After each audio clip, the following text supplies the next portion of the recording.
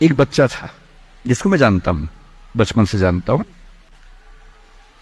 बहुत ही जबरदस्त आर्टिस्टिक बच्चा, म्यूजिक का उस्ताद।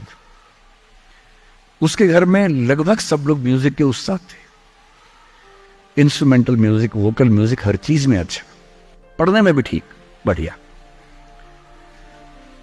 और जब हम स्कूल में थे, वो मेरी क्लास में तो नहीं था, थोड़ा सा अलग क्लास में था, पर स्कूल में बहुत पॉपुलर था being into music. I was in debating, he was into music.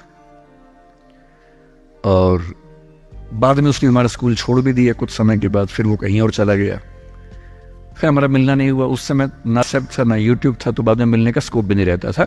जो एक बार चला गया वो चला ही जाता था उस समय। अब तो बच्चे जिंदगी भर दोस्त रहते हैं।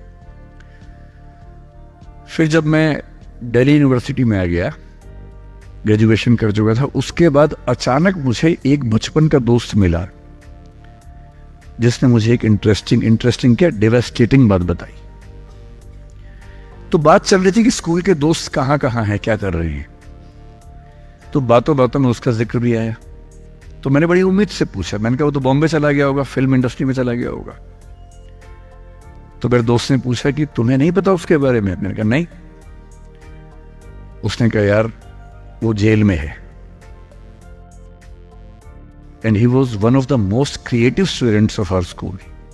मैंने कहा जेल में क्यों है? बोले सच में नहीं पता। मैंने कहा सच में नहीं पता मुझे। बोले वो ग्रेजुएशन करने के लिए जब गया तो पता नहीं क्या हुआ, उसकी थोड़ी संगति खराब हो गई।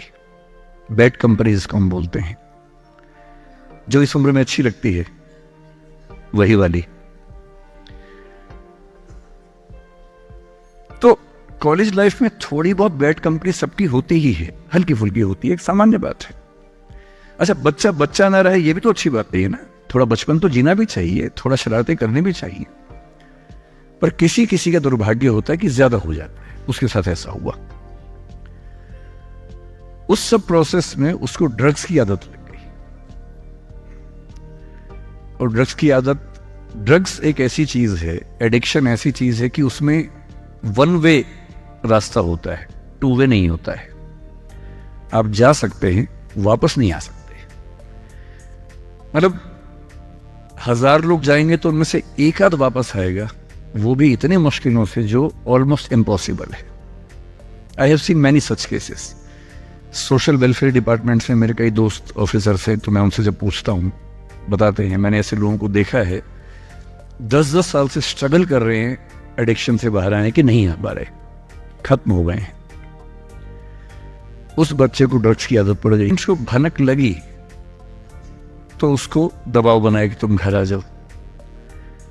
अब वो जिस कंपनी में था, दोस्तों वाली कंपनी में, वहां अब ड्रग्स बहुत महंगे होते थे, पैसे घर से बहुत कम आते थे, जितने पैसे एक मिडिल क्लास फैमिली दे सकती है।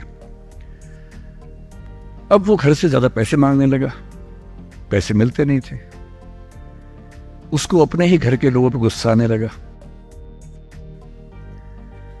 तो एक बार वो अपने घर आया हुआ था छुट्टी, उसके पेरेंट्स ने उसको बहुत समझाया कि बेटा ऐसा मत करो। और एक दिन इस बात पे झगड़ा बढ़ गया। भाई आप पेरेंट्स की चिंता समझेंगे आज से 30 साल बाद, जब आपके बच्चे इस एज में होंगे ना, आपकी नानी मर जाएगी उस समय। नानी मरना एक मुहावरा है, इसका मतलब बहुत चिंता में रहेंगे उस समय आप। और उस दिन पता नहीं क्या हुआ, एक झगड़ा हुआ, क्योंकि जो एडिक्शन के शिकार हैं उनका दिमाग उनके कंट्रोल में नहीं होता है। यहां तक कि जो ड्रिंक करते हैं, ड्रिंक एक लेवल से ज्यादा कर लें तो दिमाग कंट्रोल से बाहर निकलने लगता है। ड्रग्स में तो ये एलिमेंट बहुत ज्यादा होता है। और आधी रात को उसने क्या किया, उसने अपनी फैमिली के 5 लोगों का मर्डर कर दिया। मर्डर। उसने खाने में जहर मिलाया, लगभग सब लोग उससे मर गए। एक मेंबर नहीं मरा क्योंकि उसने खाना खाया नहीं उस दिन, तो उसको उसने अलग से मारा।